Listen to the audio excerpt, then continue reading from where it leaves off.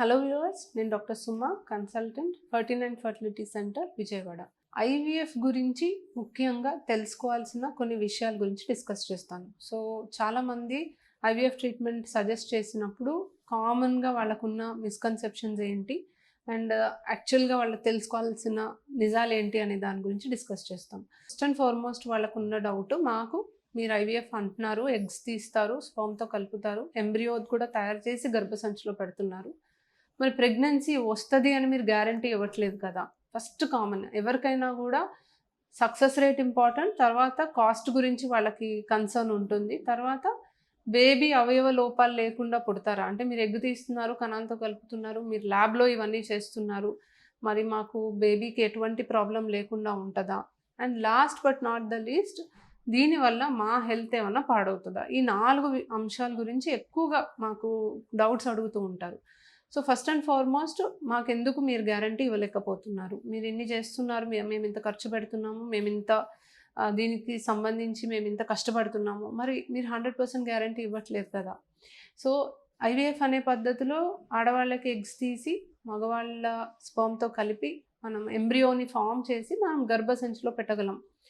So దీనివల్ల మనకి చిన్న చిన్న ప్రాబ్లమ్స్ ఉన్నప్పుడు, అంటే ట్యూబ్స్ బ్లాక్ ఉన్నా, అండం సరిగ్గా విడుదల అవ్వట్లేదన్నా, స్పర్మ్స్ బాగా తక్కువ ఉన్నా మనము దీన్ని బైపాస్ చేస్తాం. కాబట్టి అంటే ఇప్పుడు ఏదో ఒక కారణం వల్ల ఈ న్యాచురల్గా ఫర్టిలైజేషన్ జరగట్లేదు కాబట్టి మనం దాన్ని ల్యాబ్లో చేసి తయారైన పిండంని గర్భసంచిలో పెడతాం. బట్ పెట్టిన తర్వాత ఆ ఎంబ్రియో అతుక్కొని మనకి ప్రెగ్నెన్సీ రావడం అనేది మన చేతిలో ఉండదు. సో ఇది ఎంబ్రియో క్వాలిటీ అండ్ మనకి గర్భసంచిలో లైనింగ్ రిసెప్టివిటీ మీద డిపెండ్ అయి ఉంటుంది. అంటే మనం ఒక పిండంని పెట్టిన తర్వాత అది జెనెటికలీ బాగుండి క్వాలిటీ బాగుంటేనే గర్భసంచిలో అతుక్కుంటుంది, అండ్ గర్భసంచిలో పొర అతుక్కోవడానికి అనుకూలంగా ఉంటేనే అతుక్కుంటుంది. సో ఈ ఎంబ్రియో క్వాలిటీ అనేది ఎగ్ అండ్ స్పర్మ్ క్వాలిటీ పైన ఆధారపడి ఉంటుంది. ఎగ్ అండ్ స్పర్మ్ క్వాలిటీ బాగుంటే జెనెటిక్లీ నార్మల్ ఎంబ్రియో తయారైతే మనకి ప్రెగ్నెన్సీ వచ్చే అవకాశం ఉంటుంది.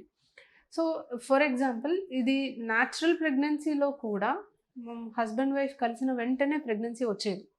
సో ఒక 1 మంత్ లో మనకి ప్రతిసారి ఇప్పుడు సపోజింగ్ పెళ్ళైన వెంటనే వాళ్ళు ఎటువంటి ప్రికాషన్స్ తీసుకోకపోతే 1 మంత్లోనే ప్రెగ్నెన్సీ వచ్చేయాలి. మరి హస్బెండ్ వైఫ్ కలుస్తున్నారు, ఎగ్ రిలీజ్ అవుతుంది, సో ఆబ్వియస్లీ ఫర్టిలైజేషన్ జరిగి ప్రెగ్నెన్సీ వచ్చేయాలి. బట్ అలా జరగదు ఎవరికి కూడా. ప్రెగ్నెన్సీ సహజంగా రావాలి అంటే కనీసం ఒక 6 months to 1 year ట్రై చేస్తేనే వస్తుంది. మరి ప్రతి నెల అండం విడుదలవుతుంది, వాళ్ళు రెగ్యులర్గా కలుస్తున్నారు అంటే మరి ఎందుకు ఇంత టైం తీసుకుంటుంది. ఎగ్ అండ్ స్పర్మ్ కలిశాక కూడా జనుపరంగా నార్మల్గా ఎంబ్రియో ఫామ్ అవ్వడానికి కొంత టైం పడుతుంది. ప్రతిసారి ఎంబ్రియో ఫామ్ అయినప్పుడల్లా అది జెనెటిక్లీ నార్మల్ ఉండదు కాబట్టి సహజంగా కూడా మనకి కొంత టైం తీసుకున్నాకే ప్రెగ్నెన్సీ వస్తుంది. అదేవిధంగా ఐవీఎఫ్ చేసినప్పుడు కూడా ఎగ్ అండ్ స్పర్మ్ కలిపిన తర్వాత ఎంబ్రియోస్ ఫామ్ అవుతాయి. బట్ అన్ని ఎంబ్రియోస్ కూడా జెనెటిక్లీ నార్మల్ ఉండవు. కొన్నే నార్మల్ ఉంటాయి అండ్ మనం అవి చూసి కనిపెట్టలేం. అన్నీ ఒకలానే ఉంటాయి.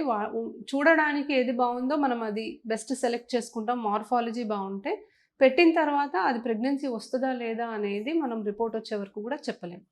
అలా అని అన్నిటినీ జెనెటిక్గా టెస్ట్ చేయాలా అంటే టెస్ట్ చేయాల్సిన అవసరం లేదు.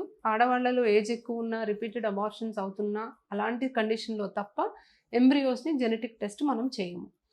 రెండోది, మేము ఈ ట్రీట్మెంట్ అది చేసుకుంటున్నాం కదా, మరి మాకు ఎటువంటి సైడ్ ఎఫెక్ట్స్ ఉంటాయా, మాకు ఏమైనా హెల్త్ పాడవుతుందా, చాలా ఇంజెక్షన్స్ ఇచ్చేస్తారు, ఒళ్ళు పాడైపోతుందా. సో మనం ఇచ్చే ఇంజెక్షన్స్ ఎక్కువ హార్మోన్ ఇంజెక్షన్స్ ఆ సైకిల్లో మాత్రమే పనిచేస్తాయండి. సబ్సిక్వెంట్ సైకిల్లోకి అది పనిచేయదు. మామూలుగా ఇచ్చే ప్రతి ఒక్క ఇంజెక్షన్ 24 hours ఎఫెక్ట్ ఉంటుంది. అది కూడా చాలా స్పెసిఫిక్గా ఓవరీస్ మీద పనిచేస్తాయి కాబట్టి దానివల్ల మీకు ఎటువంటి ప్రాబ్లం అనేది జరగదు. మూడోది, మరి మీరు ఆర్టిఫిషియల్గా మీరు ఎంబ్రియో క్రియేట్ చేసి పెడుతున్నారు కదా, మరి పెడితే బేబీ హెల్దీగా ఉంటుందా. సో హెల్దీ బేబీ అనేది మనకి ఏ ప్రెగ్నెన్సీలో అయినా కూడా, ఇప్పుడు న్యాచురల్గా వచ్చిన ఐయుఐ చేసిన ఐవీఎఫ్ చేసినా కూడా బేబీకి అవయవ లోపాలు ఉండే అవకాశం ఎంతో కొంత ఉంటుంది. సో ఐవీఎఫ్లో కూడా అంతే ఉంటుంది. ఐవీఎఫ్ చేయడం వల్ల బేబీకి ఏదైనా ప్రాబ్లం అవ్వడం కానీ, అవయవ లోపాలు రావడం కానీ జరగదు. సో కామన్గా ఇవే క్వశ్చన్స్ వల్ల చాలామంది ట్రీట్మెంట్కి కూడా రావడానికి సందేహపడుతూ ఉంటారండి. బట్ ఐవీఎఫ్ అనేది ఇప్పుడు చాలా చాలా సేఫ్ ప్రొసీజర్. మీకు కానీ మీ బేబీకి కానీ ఎటువంటి ప్రాబ్లం లేకుండా జరుగుతుంది. కాకపోతే 100% రిజల్ట్ అయితే గ్యారంటీ ఉండదు. బట్ మీరు ట్రై చేస్తే కనీసం ఆ మాత్రం అవకాశం ఉంటది. ట్రై చేయకపోతే కనీసం ఆ అవకాశం గూడా లేకుండానే మీకు పిల్లలు పుట్టకుండా ఉండే అవకాశం ఉంటుంది. Thank you.